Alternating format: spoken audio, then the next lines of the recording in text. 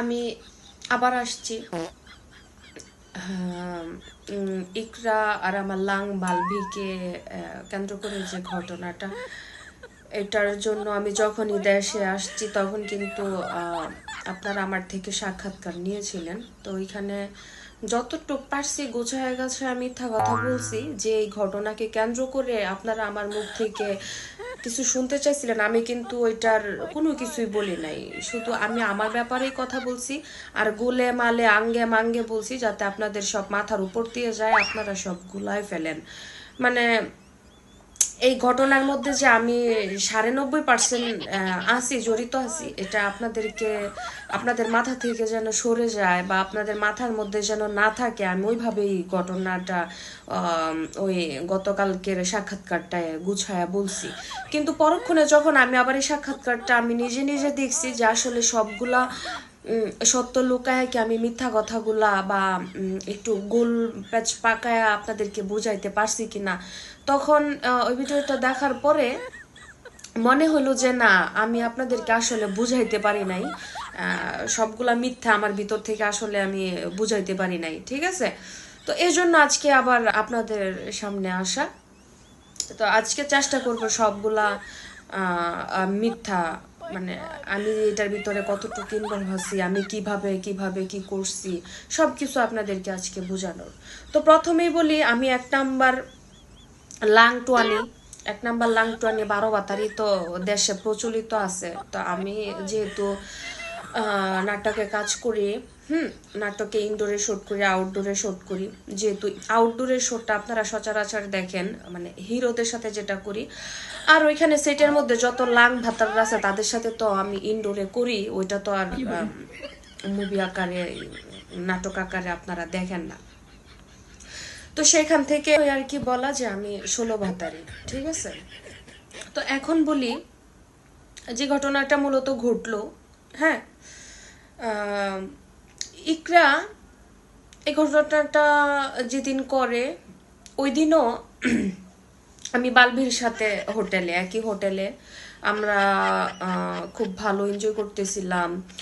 যখন ও মানে এই ঘটনাটা করার জন্য টান টান একটা উত্তেজনা পারফর্ম চলতেছিল ইকরার বাসায়, তখন কিন্তু আমি একদম টান টান উত্তেজনায় আমার লাং বালবির সাথে নেপাল হোটেলে রোমাঞ্চ করতেছিলাম। তো তখনই যদি আমি রোমান্সটা ছেড়ে ইকরার এই পাগলামিটা আমি বন্ধ করানোর জন্য তাকে ফোন দিই, তো কিন্তু আর এই ঘটনাটা তখন ঘটে না। তো আমি তো ১২ ভাতারি, আমি তো এক নাম্বার নির্লজ্জ, বেহায়া, বেশরম, মানে কি বলবো, আমি তো বলেই দিছি যে আমি ১৬ ভাতারি। তো আমার ওই মুহূর্তে বালবিকে খুব প্রয়োজন ছিল, এখানে ইকরা যা করে করুক, কারণ সে তো বাংলাদেশে আর আমি তো বালবির সাথে নেপালে। তো আমি রোমান্স টোমান্স শেষ করতে করতে ঠিক আছে, বালবি আর আমি এক রুমে একই হোটেলে রোমান্স করতে করতে ইকরা এদিক দিয়ে এই দুর্ঘটনাটা ঘটায় ফেলে। তো ওই মুহূর্তে তো আমার কোনো কিছু করার ছিল না, যেটা আমার করার ছিল সেটা তো আমি আর বালবি নেপালে করেই ফেলছি। তো তার মধ্যে আমি আরেকটা কথা আপনাদেরকে বলি, সেটা হইতেছে ইকরার সাথে কিন্তু আমার খুব ভালো একটা বন্ডিং ছিল। হ্যাঁ, ইকরার সাথে আমার খুব ভালো একটা বন্ডিং ছিল। মাঝে মধ্যে ও কি করতো, সাংসারিক কথাবার্তাও আমার সাথে যেভাবে লাগে ওইভাবে বলতো। আর আমি একটা বাউন্ডারি রেখে, বাউন্ডারির এই পাশে হচ্ছে ইকরাকে রেখে বাউন্ডারির ওই পাশে আমি আমার লাং বালবির সাথে ছক্কা মারতাম। ঠিক আছে, তো এরকম। তার মাঝখানে আরেকটা কথা বলিনি, সেটা হচ্ছে ইকরা তো এখন নাই।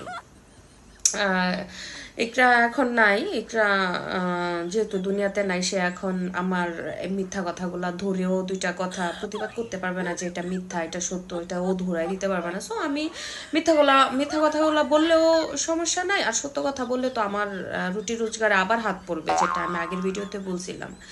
সো এখানে সবগুলা কথা থেকে ধরে নেন যে ৯:৩০ কথাই হচ্ছে মিথ্যা, কারণ এখন বলতে গেলে কোনো সমস্যা নাই।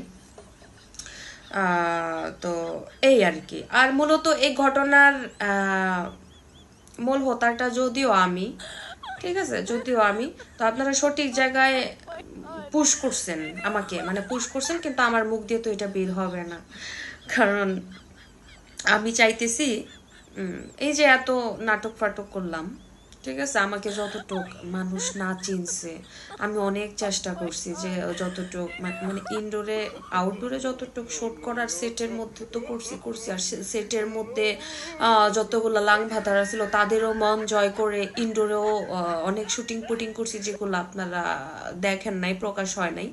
সো এত কিছু করার পরেও না আসলে আমার জনপ্রিয়তাটা আর রুটি রোজগারটা একটু বাইরে উঠতেছিল না। আর এই যে ঘটনাকে কেন্দ্র করে মানে আমার রুটি রোজগারের ব্যবস্থা প্লাস আমার জনপ্রিয়তাটা এভাবে বেড়ে যাবে আসলে আমি কল্পনাও করিনি। এই যে আপনাদেরকে যদি বলি এত বড় একটা ঘটনা ঘটে গিয়েছে, কিন্তু আমি বেশরমের, আমি নির্লজ্জের, আমার কোনো মানে যায় আসতেছে না। আমি চিন্তা করতেছি আমার রুটি রোজগার, আমার রুটি রোজগার, আদৌ কি আমি বালবি লাঙ্গের সাথে আরো কয়েকটা নাটক পাটক করতে পারবো কিনা, নাটকের উদ্দেশ্যে যদি বের হই 2-1 রাত সেটের মধ্যে থাকতে হয়, ওইখানে অনেক লাং আছে, মানে রং বেরঙ্গের লাং আছে, তাদের সাথে আসলে ডলাডলি পারাপারি লুতুপুতু করতে পারবো কিনা, ঠিক আছে। তো আমি আসলে আমার দিকটাই বেশি বিবেচনা করতেছি, ওইটা ও তো চলে গেছে চলে গেছে, আমার রাস্তাটা এখন ক্লিয়ার। আমি যদিও আমার লাং বালবির সাথে এখন বাইরে একদিনের জায়গায় 6 দিন থাকি, কেউ ফোন দিয়ে ডিস্টার্ব করবে না, আমি হোটেল রুমে থাকলাম, তার সাথে লুটুপুটু করলাম, আমি হাতে মেহেদি দিয়ে আলবি লিখলাম না বালবি লিখলাম, ঠিক আছে, এটার ইন্টারফেয়ার করার মতন কেউ থাকবে না। সো এই দিকটা দিয়ে আমি এখন ফ্রি হয়ে গেছি, এখন আমি সম্পূর্ণই ফ্রি। তারপরেও যদি আপনাদের এ বিষয়ে কোনো কিছু জানার থাকে, আপাতত এই ভিডিওটা দিয়ে আমার কপালে, আমার 14 গোষ্ঠীর কপালে, আমার জাতের কপালে, আমার অতীতের কপালে, আমার ভবিষ্যতের কপালে আরো কয়েকটা জোতা মারেন, ঠিক আছে। আমি পরবর্তীতে যদি লাগে আরো 2-1টা সাক্ষাৎকার দিব, ওইটা দিয়ে যদি আরো একটু জনপ্রিয় হতে পারি আর কি। মাঝখানে আরো একটু কথা বলি, দেখেন আমি জানি আপনারা আর আমার কথাবার্তার কোনো আগা মাথা পাইতেছেন না, শুধু আমি আমার দোলটাই পিটাইতেছি, আমি কিভাবে চলবো, আমি কিভাবে লাংটুয়াবো, আমি কিভাবে এর সাথে ওর সাথে ঘষাঘষি রাশারেশি করব, আমি কিভাবে আমার রুটি রোজগারের ব্যবস্থা করব, এগুলাই বলতেছি শুধু, তাই না?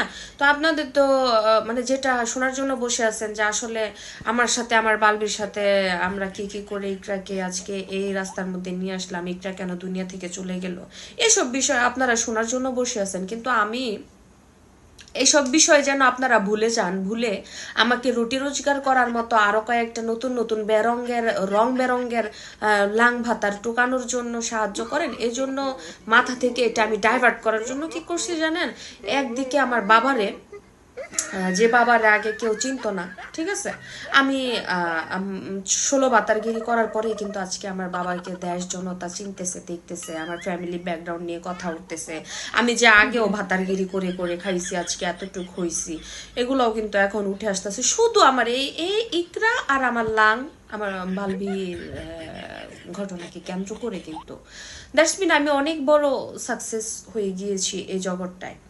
তো এই যে একদিকে আমার আমার বাবা কথা বলতেছে, অন্যদিকে আমার লাং বালবি কথা বলতেছে, আর এদিকে আমি কথা বলতেছি, আমরা 3জন মিলে কথা বলতেছি, আর আপনাদের কিন্তু একটা করে মাইন্ডটা যেন গোল প্যাচ পাকায় যায়, মানে কোনো কিছু আর মাথায় না থাকে, ঠিক আছে।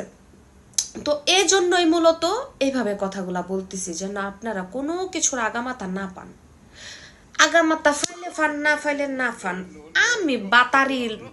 আমি 16 বাতারি লাংটনে আমি কইয়াই যাবো, আঙ্গে মাঙ্গে বড়ি তোলার গাঙ্গে আমার নানি ফালদা উঠছে হ্যাঁ বাড়ির সাঙ্গে, আমি ফালদা উঠছি যাইয়া আমার লাং আলবির কান্দে, হ্যাঁ আমি এমনি কইয়াই যাবো। এরপরে ঠিক আছে, তো আর কি বলবো আপনাদের, মানে যা বলার তো বলেই দিছি, তাই না? দেখেন এত কিছু করার পরও আমি কিন্তু একটু অনুতপ্ত শিকার হই নাই।